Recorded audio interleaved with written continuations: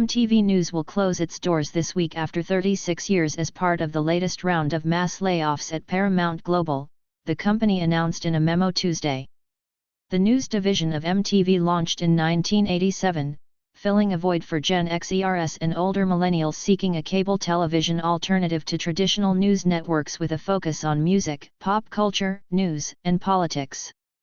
Correspondents including Kurt Loder, Tabitha Soren, Gideon Yago, Alison Stewart, Suchin Pak, and others have built up a resume of high-profile interviews over the years, hosting town halls with the likes of former President Barack Obama, John McCain, Bill Gates, and others. Perhaps the most notable moment in the network's history was during the 1994 town hall, when former President Bill Clinton declared live on MTV's Enough is Enough that he prefers briefs over boxers when asked by an audience member about his choice of underwear. "Mr. President, the world's dying to know, is it boxers or briefs?" the woman asked then-President Clinton. "Usually briefs." "I can't believe she did that," Clinton said. The exchange made national news headlines and instantly became a viral sensation. The Hollywood Reporter described the moment as a running joke still referenced to this day. The decision to close the news unit comes amid a new round of layoffs at the company, which reportedly cut MTV and Showtime's staff cut by nearly 25%, according to a memo to employees obtained by the LA Times from president of Showtime/MTV Entertainment Studios and Paramount Media Networks Chris McCarthy.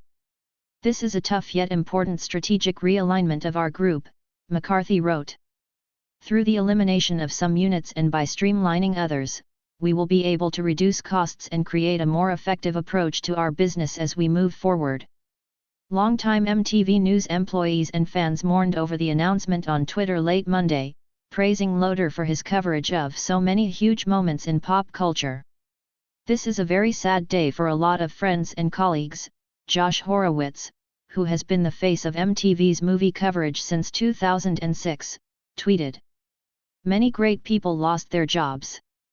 I was hired by MTV News 17 years ago. I'm so honored to have been a small part of its history. Wishing the best for the best in the business." Wow! MTV News announced it will be shutting down, literally the end of an era, TV host Aaliyah Jasmine wrote. "Huge part of my career was anchoring this iconic show for over a decade, formed a few generations, wow. MTV News had a good run. I miss MTV when it was at its peak," a Twitter user who uses the handle "I have so many questions" responded.